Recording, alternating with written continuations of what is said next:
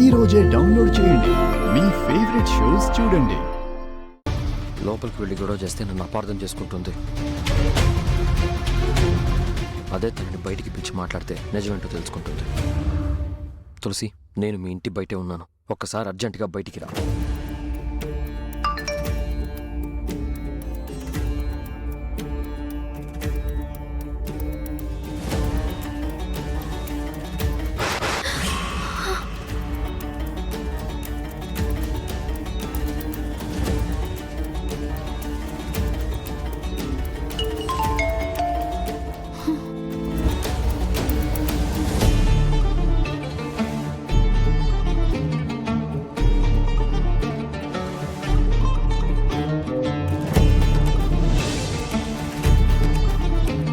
ఏంటన్నా, ఏదైనా ఉంటే అక్కడే మాట్లాడచ్చు కదా.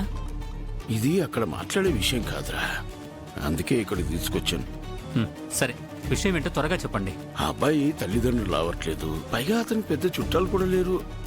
ఆ అబ్బాయి గురించి సరిగ్గా వివరాలు తెలియకుండా మన తులసినిచ్చి ఎలా పెళ్లి చేస్తానరా అనుకున్నా. ఇంకా ఎవరి నోటి వెంట ఆపండి అనే మాట రాలేదేంటా అని. అది కాదురా నేను చెప్పేది. నాన్న, తులసి నీకు కూతురైతే నాకు చెల్లెలు. తోడబుట్టిన చెల్లెల జీవితం బాగుండాలని ఈ సంబంధం తీసుకొచ్చాను. అయినా ఎన్ఆర్ఐ సంబంధం అంటే మాటలా నాన్న? అతను చెప్పాడు కదా వాళ్ళ పేరెంట్స్కి వీలు పడదు అని. కానీ నేను కన్న తండ్రిరా, నాకు ఆ తాపత్రయం ఉంటుంది కదా. అన్నను నాన్న, నేను అన్నీ ఆలోచించే ఈ సంబంధం తీసుకొచ్చాను. పదండి, మీరు పదండి. రండి రండి నాన్న.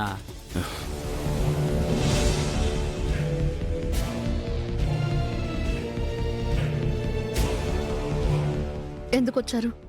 ఈ నిశ్చితార్థం జరగడానికి వీల్లేదు. అది చెప్పడానికి నువ్వెవరు? ఒకసారి చెప్తే నీకు అర్థం కాదా? నీ చెవులకెక్కదా?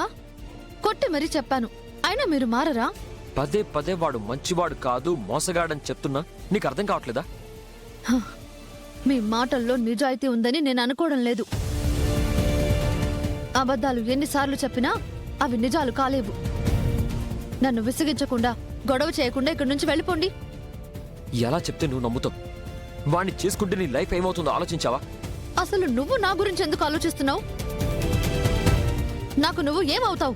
నేను నీ బంధువుని, నాకు నువ్వు ఆత్మ బంధువువి. మా అమ్మని అక్క అని పిలిస్తేను, ఖుషి పాపని ఫ్రెండ్ అంటేను నువ్వు మా రిలేటివ్వి అవ్వలేవు. అసలు నేనెవరో తెలుసా? తెలుసు, రౌడీవి, ఒక రోగ్వి. కాదు, కీర్తికి అన్నయ్యని.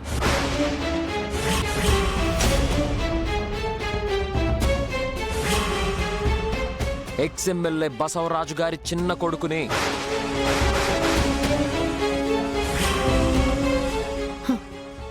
ఇది ఇంకో కట్టు కదా?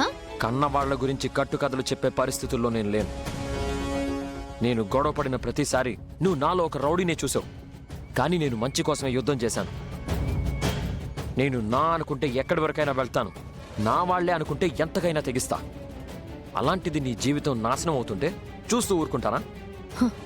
చూడు, నువ్వు ఎన్ని చెప్పినా నేను నమ్మలేను. వద్దు, నన్ను నమ్మొద్దు. నా మాటల్ని కూడా అస్సలు నమ్మొద్దు. నేను చూపించే సాక్ష్యాలని నమ్ము.